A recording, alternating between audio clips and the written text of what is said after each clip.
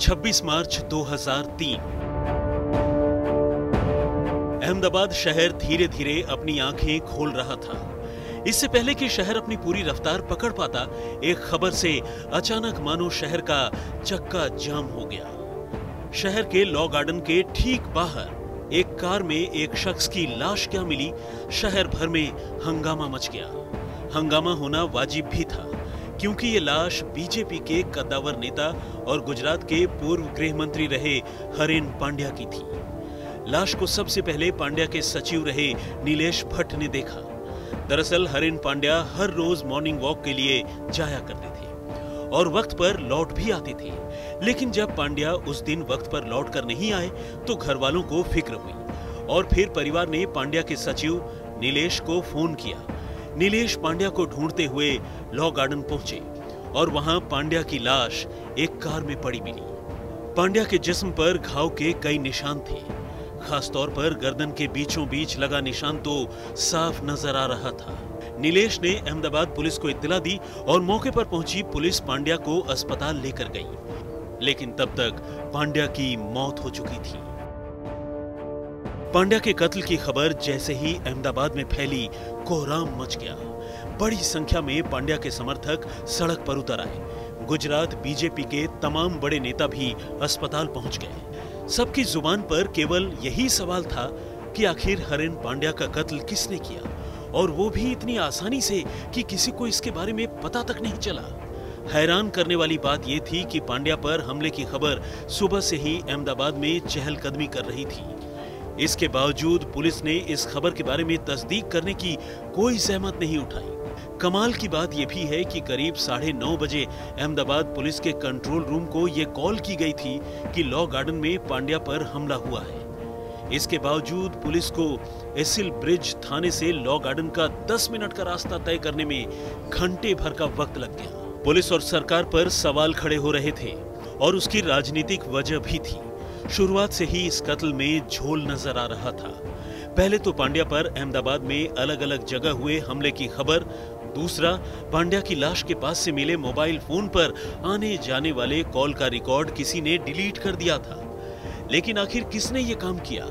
पांड्या की लाश को पोस्टमार्टम के लिए भिजवाया गया। कमाल की बात यह थी कि जिस कार से पांड्या की लाश मिली उसमें खून फैला हुआ नहीं था। कार का ड्राइविंग साइड का शीशा थोड़ा सा खुला था, लेकिन बाकी के सारे शीशे पूरी तरह से बंद थे। उससे भी ज्यादा चौंकाने वाला खुलासा तो पांड्या की पोस्टमार्टम रिपोर्ट से होने वाला था। पोस्टमार्टम रिपोर्ट सवालों का ऐसा पुलिंदा थी जिसका जवाब पुलिस और फॉरेंसिक के पास नहीं था, और न ही वो ईमानदारी से देना चाहते थे। मसलन पांड्या के जिस्म पर गोलियों के 7 जख्म थे, लेकिन गोलियां 5 ही बरामद हुई। 2 गोली न तो मौके से और न ही पांड्या की बॉडी से बरामद हुई। सवाल यह है कि आखिर ये 2 गोलियां कहां गई? पांड्या के जिस्म पर जो गोलियों के निशान थे उनमें से 5 निशान 0.8 सेंटीमीटर के थे, जबकि 2 0.5 सेंटीमीटर के, यानी पांड्या को 2 हथियारों से गोली मारी गई। जांच में पाया गया कि पांड्या पर .32 बोर की रिवॉल्वर से हमला किया गया था। तो सवाल यह था कि एक ही पिस्तौल से चली गोलियां अलग अलग सुराख कैसे छोड़ सकती हैं?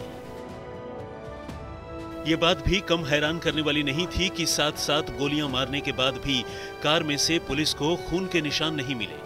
गोलियां भी शरीर के ऐसे हिस्सों में मारी गई थी जहां गोली लगने के बाद खून का फव्वारा फूटना निश्चित था। पांड्या के कत्ल में चौंकाने वाले खुलासे हो रहे थे। एक चौंकाने वाला खुलासा यह भी था कि एक गोली हरेन पांड्या को दोनों टांगों के बीच मारी गई थी, यानी गोली उसी सीट के नीचे से चलाई गई थी जिस कार की सीट से पुलिस को पांड्या की लाश मिली थी। यह कैसे मुमकिन हो सकता था कि कोई कार की सीट के नीचे घुसे और फिर दोनों टांगों के बीच गोली मारे? गौर करने वाली बात यह थी कि जब पांड्या की लाश मिली तब ड्राइविंग साइड का शीशा महज 3 इंच खुला हुआ था। इस हिसाब से तो सारी गोलियों का एंगल ऊपर से नीचे की तरफ होना चाहिए, लेकिन यहाँ पर तो कहानी ही उल्टी थी। परिवार की नापसंदगी के बाद भी मामले की जांच सीबीआई को दे दी गई, लेकिन सबूत तो अहमदाबाद पुलिस ने ही इकट्ठा किए थे। मामला प्रदेश के पूर्व गृह मंत्री का था, लिहाजा पुलिस को मालूम होना चाहिए था कि मौके से मिले छोटे से छोटे सबूत को इकट्ठा करना है, लेकिन यहाँ पर पुलिस ने सबूतों को उठाने में कोई दिलचस्पी नहीं दिखाई।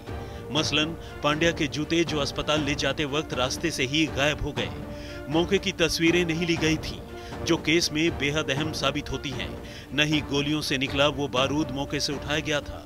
यानी कुल मिलाकर पुलिस की जांच में शुरुआत से ही इतनी ढिलाई बरती गई, जबकि मामला बेहद हाई प्रोफाइल था। सवाल ये था कि जांच एजेंसी ने मौके से सारे सबूत इकट्ठा करने में कोई दिलचस्पी क्यों नहीं दिखाई। उसके मुताबिक पांड्या का कत्ल कार के अंदर ही हुआ, जबकि हालात तो कुछ और ही कहानी बयान कर रहे थे। हरेन पांड्या के कत्ल के अगले ही दिन अहमदाबाद पहुंचे तत्कालीन गृह मंत्री लाल कृष्ण आडवाणी ने कत्ल के पीछे आईएसआई और अंडरवर्ल्ड की ओर इशारा कर जांच को एक नया ही एंगल दे दिया। अगले 3 हफ्ते की तेज कार्रवाई में जांच एजेंसी ने मुख्य आरोपी असगर अली को उसके 3 साथियों के साथ हैदराबाद से गिरफ्तार कर लिया। सीबीआई की दलील थी कि पांड्या का कत्ल गुजरात दंगों का बदला लेने के लिए किया गया। मामले में नाम मुफ्ती सूफियान का भी आया। सीबीआई की चार्जशीट के मुताबिक सूफियान ही पांड्या के कत्ल का मास्टरमाइंड था और उसने ही असगर अली और उसके साथियों को हैदराबाद से बुलाया और फिर पांड्या के कत्ल की वारदात को अंजाम दिया गया। हालांकि पांड्या के परिवार के मुताबिक पांड्या धर्मनिरपेक्ष थे और वो हर किसी मजहब के लोगों की मदद किया करते थे। ऐसे में गुजरात दंगों के लिए पांड्या का कत्ल किया गया, ये बात उनके गले नहीं उतरी। इस बीच इस मामले का मास्टरमाइंड माना जाने वाला मुफ्ती सूफियान अपने बीवी बच्चों समेत गुजरात पुलिस और सीबीआई की नाक के नीचे से देश छोड़कर फरार हो गया। सवाल उठना वाजिब था कि जिसे वारदात का मास्टरमाइंड माना जा रहा था, वो इतनी आसानी से पुलिस और सीबीआई की आंखों में धूल झोंककर आखिर कैसे भाग गया। इस मामले में पुलिस ने 12 लोगों को आरोपी बनाया, जिन्हें निचली अदालत ने सजा सुनाई। लेकिन जब मामले की सुनवाई हाईकोर्ट में हुई तो साल 2011 में हाईकोर्ट ने निचली अदालत का फैसला बदलते हुए सभी आरोपियों को बरी कर दिया और सीबीआई को उसकी जांच के लिए फटकार भी लगाई। मामला जब सुप्रीम कोर्ट पहुंचा तो सुप्रीम कोर्ट ने निचली अदालत के फैसले को मानते हुए 12 लोगों को दोषी माना। हालांकि पांड्या के परिवार के मुताबिक इस केस की जांच सीबीआई ने राजनीतिक दबाव में की और अदालत में भी वकीलों ने इस केस को ठीक तरह से पेश नहीं किया। शुरू से ही मामले की जांच में लापरवाही बरती गई, चाहे वो अहमदाबाद पुलिस हो या सीबीआई, किसी ने भी मामले की तफ्तीश गंभीरता से नहीं की और न ही तमाम सबूत इकट्ठा किए जो इस मामले का खुलासा कर सकते थे। उनके आरोप हैं कि हरेन पांड्या की हत्या गुजरात दंगों का बदला लेने के लिए नहीं, बल्कि राजनीतिक उठापटक की वजह से की गई थी। इस राजनीतिक उठापटक में सबसे पहला नाम उस वक्त के मुख्यमंत्री और अब के प्रधानमंत्री नरेंद्र मोदी का था। परिवार की माने तो एलिस ब्रिज विधानसभा सीट से शुरू हुआ ये विवाद हरेन पांड्या की हत्या पर जाकर खत्म हुआ। उस वक्त बीजेपी के भी कई नेताओं ने दबी जुबान में ये बात मानी थी कि अपनी विधानसभा सीट मोदी के लिए न छोड़ने की वजह से ही मामला कत्ल तक पहुंचा। बात गुजरात दंगों में हरेन पांड्या की गवाही की भी थी। अफवाह तो इस बात की भी थी कि हरेन पांड्या के कत्ल की वारदात को सोहराबुद्दीन और तुलसी प्रजापति ने अंजाम दिया था, जिन्हें बाद में गुजरात पुलिस ने एनकाउंटर में मार गिराया। इस एनकाउंटर की वजह से गुजरात पुलिस और अमित शाह भी विवादों में आ गए थे और एनकाउंटर में शामिल कई पुलिस वालों को जेल की हवा खानी पड़ी। 12 लोगों को हरेन पांड्या के कत्ल के मामले में सजा सुनाए जाने के बाद आज भी पांड्या का परिवार सवाल करता है कि आखिर हरेन पांड्या का असली हत्यारा कौन।